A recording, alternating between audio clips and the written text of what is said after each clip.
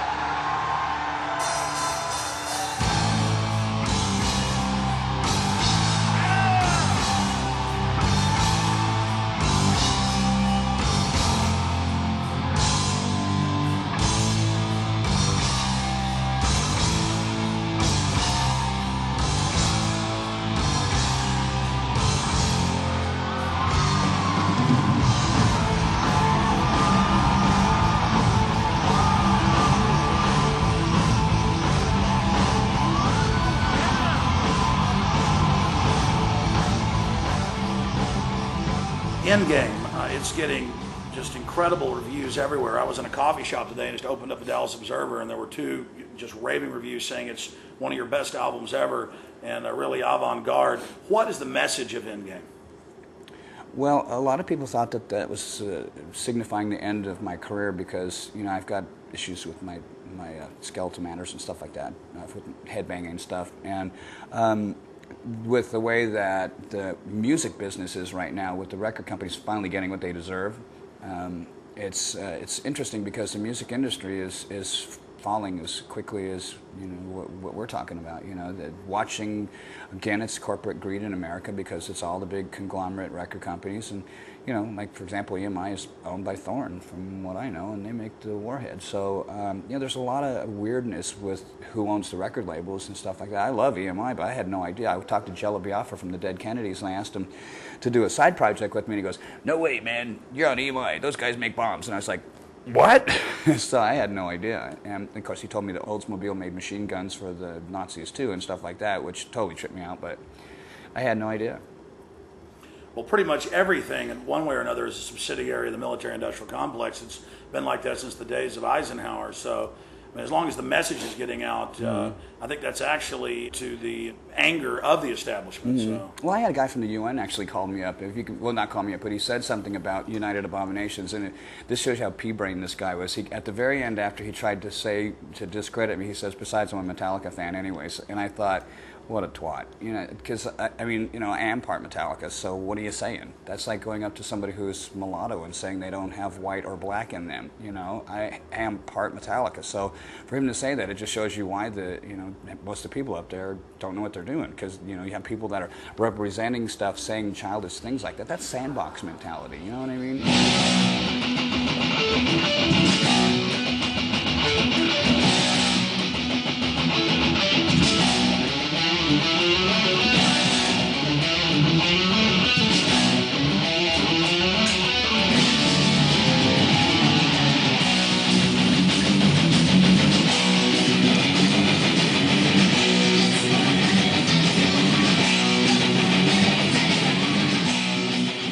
When you talk about Engdame, you talk about these greedy, corrupt megacorporations.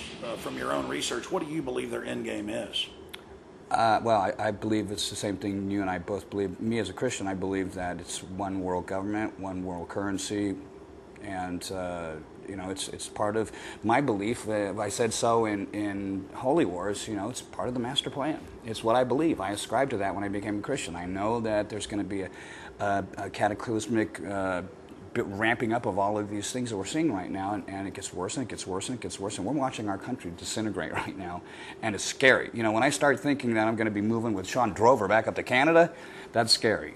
You know, and that's what Endgame is all about. It's about educating our fans and showing them a little bit about what's going on within the previous administration, and you know, things haven't changed at all, and it's just more of this whole people being run by the people who have the money.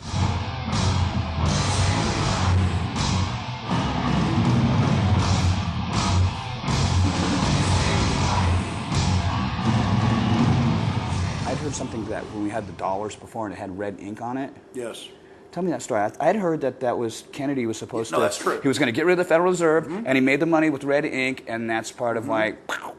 You can go into any coin shop, Dave, and say, I want a Lincoln greenback issued by Kennedy. And you'll probably have to pay $20, $30 for it because it's a collector. And they'll go under the counter and they'll pull it out, and it has a red seal, but more importantly, and it was only fives. He only issued the first 4 billion. And when you read on the top of it, it says United States note. Nowhere does it say Federal Reserve. So it was pre-1913 when the private banks took over. And he signed the executive order to fully phase out, because he didn't want to do it overnight because that would cause some problems, to fully phase out the private banks that had taken over the issuance of currency and credit. And from talking to all the top real researchers on JFK, it wasn't making the decision to pull it out of Vietnam. That was part of it. It wasn't the decision to stop trying to have war with the Soviets. It wasn't the decision to not continue the Bay of Pigs. The main reason they killed him was what you just said, because he was going to take the power away from the money changers. That's what I heard. In fact, I'll mail you a Lincoln greenback. I'll take it.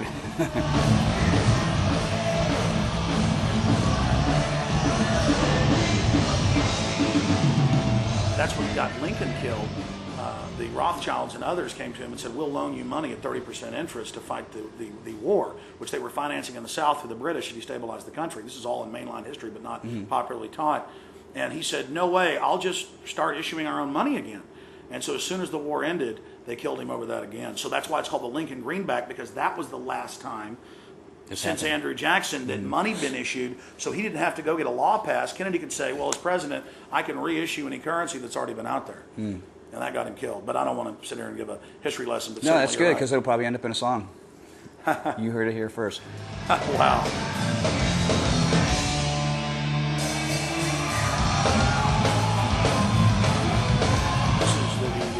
Pick of the week by the Dallas Observer for all the concerts going on in Dallas. And it's Justin's pick of the week. And he says, Megadeth have recently put out their masterwork with Engdame, a relentless assault on corruption, FDIC, the banks, military occupations, and the mind scramble of today's world gone insane. With Dave Mustaine's articulate and spiteful delivery and blistering guitar work. Maybe you need to be spiteful. Yeah, I guess. On the other, and it just goes on from there. I mean, is that an accurate kind of snapshot of the album? I don't agree with the spiteful part, but yeah, I think so. It's certainly about the topics, but I think any 10-year-old can read the lyrics and say that's what this is all about. And it's much more deeper than that. Each one of those songs is it is about those things, but it's so much more deeper. It's not like me just sitting on the fence and casting aspersions. It's really getting into the game and saying this is what it feels like to take a hit. You know what I mean? I know from firsthand with being involved in the money business when I went to school to be a stockbroker. There's things that I learned about money that they just don't teach people, and they want to keep people stupid. So I had that song, "The Right to Go Insane," and that song, those lyrics are actually toned down because I went naming people's names and all kinds of stuff like that in the first version of it. So wow. That demo tape, if it ever gets circulated, it'll probably make a lot of people pissed.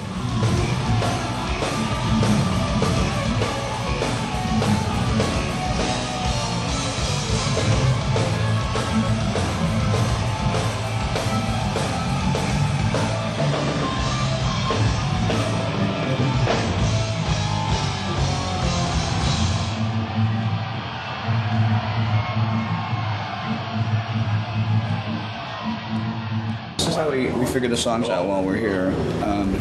When we do something like this, we get the song in pieces. Like, this is the rhythm track. I have to learn it again because last time I played it was in the studio. And then get like the solos.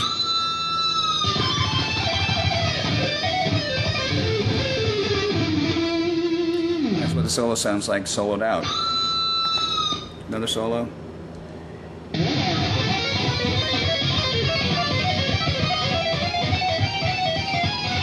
Dave solo.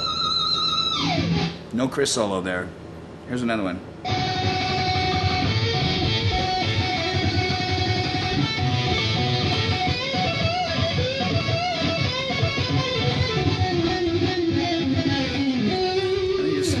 Keep going back and forth over it until you figure it out. So, and then the whole thing sounds like this.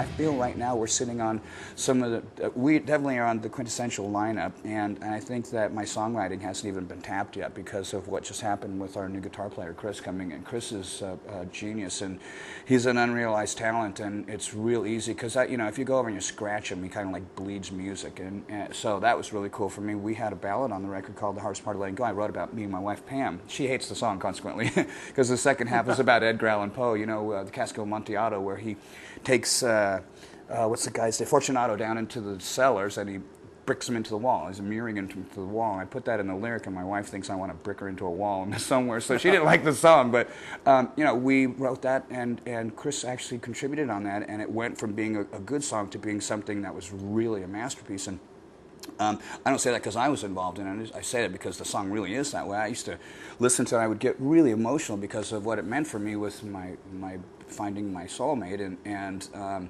as soon as she said she didn't like it, I couldn't stand hearing it anymore. So I gotten over that, and I like listening to it again, but to know that we have this potential as a guitar team and that we can get into some really mind-blowing stuff, because when Chris came in, a lot of the stuff was already written. We haven't had a chance to really explore what all his talents are yet.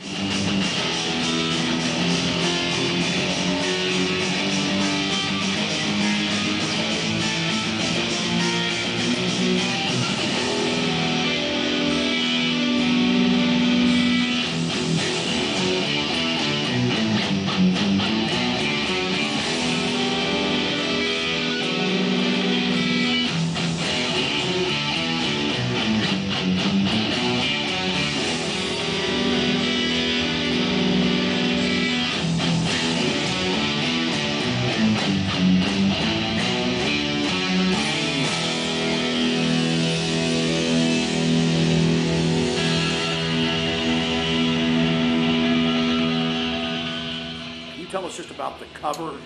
Yeah, well, obviously those are the FEMA coffins that everybody's talking about, being in the Midwest, and I haven't seen them myself, but I've seen the pictures, and we had this symbology that was like the Hebrews being marched through the Red Sea. And all the people that are in the Homeland Security jumpsuits with the barcode on their head, it doesn't say in the Bible if the barcode's going to be going this way or if it's going to be going this way. So I figured, we would do something kind of like some cool imagery stuff, That way the satellites can see it from on top. Maybe, yeah, perhaps. But I thought about that. How can we make this kind of look cool? We'll make it look like a mohawk, but then when you zoom in on it, it's actually their barcode. And we put around the surrounding parts of it because I was really, when I got saved, I really wanted to know what I was doing. I didn't want to just blindly say, okay, I'm a Christian now. What do I do? Okay, 10%. Okay, good. See you later. Whatever. So I actually really read a lot of the Bible and stuff, and one of the things that I noticed was in the story back with the Egyptians and stuff, that out of all the plagues that happened, one of them was with the flies, and the flies got on everybody except for the Hebrews. And it was just really insane to see that the chosen people had been left out of this really vile plague that had happened, and it was just one thing that just kind of went around the outside of the picture. So in the top of it, there's kind of like a Stargate kind of sunburst there, where people are going off to this light that they're being led off, like come to the light. In what is the Poltergeist movie? It's really a bug zapper. With the rest of the record, when you look inside of it, there's a lot of other stuff in there, like the symbology with. We've got the one person who's covered in flies, which, kids kind of gravitate towards that kind of artwork. They like stuff that's like that, graphic stuff. And we've got other pictures of Vic actually pulling the hood off of this person and showing that, he's actually a victim, and he's either Vic is saving him or not, And I look at it like this. He's kind of like saying, what are you doing under there? Let's get out of this situation.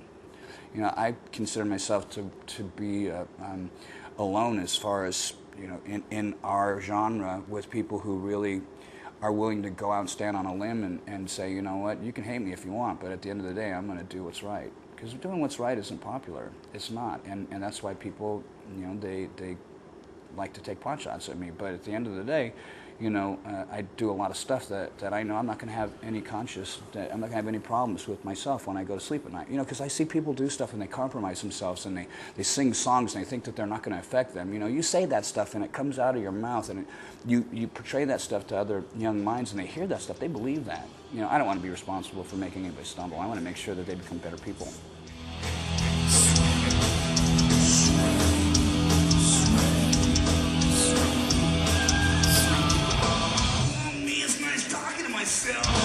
More credit to the mission. Someday you too will know my pain. That smile is black to grin. With my world inside my head.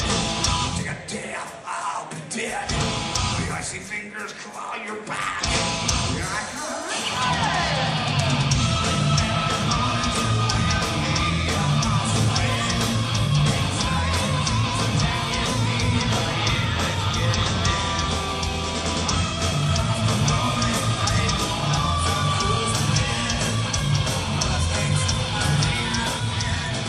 In the final equation, you've spoken about a transformation or an awakening. Can you tell us, was that overnight, or was that a process, or was that just going back to something you were at your core? I mean, can you speak about the changes in your life?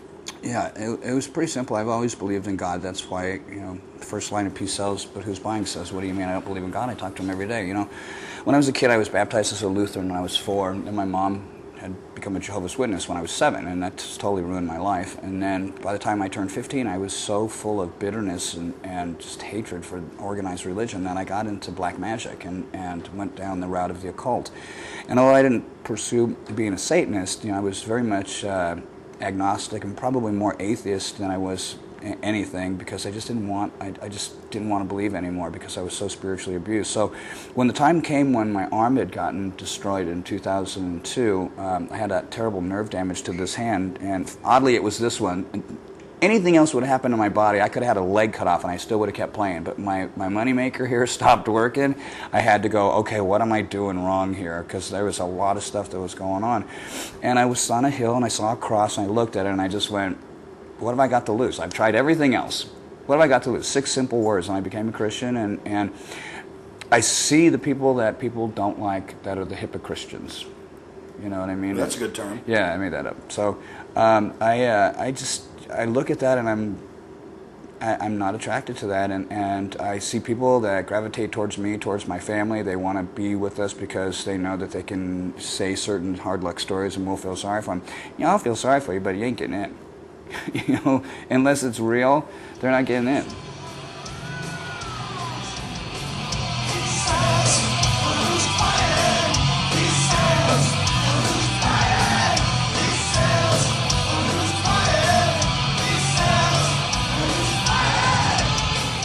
Megadeth Radio is non-stop heavy metal, 24 hours a day, 7 days a week, and except for the Halloween show we put on and the Christmas music we're going to be adding towards around Christmas time, it's just standard heavy metal classics that I like. A couple of zingers, weird stuff like, B.B. King and Muddy Waters and some old stuff like that, like Stevie Ray Vaughan and some of the blues that inspired me. And then some of the older stuff that I liked as a kid growing up, Elton John, Led Zeppelin, the Beatles and stuff like that. But you'll also see bands like Gore there, and that's not one of my favorite bands. I don't like them at all. But the other guys in the band do. There are bands that the other guys have picked that they like, and it's a Megadeth station. It's not a Dave Mustaine station. Although I did a lot of the work in the beginning, we're all participating now, and I think you can tell because the playlist is so eclectic. You can listen to that all day long, and you'll discover all kinds of great new music.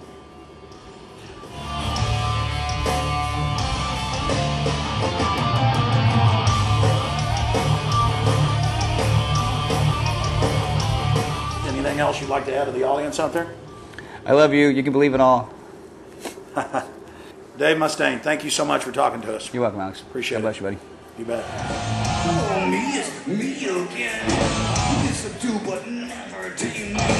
Kiss me in my brain. pity to get down to your level. Yeah, just keep on thinking it's my fault. Stand an inch or two at a kicking distance. Mankind has got to know his limitations.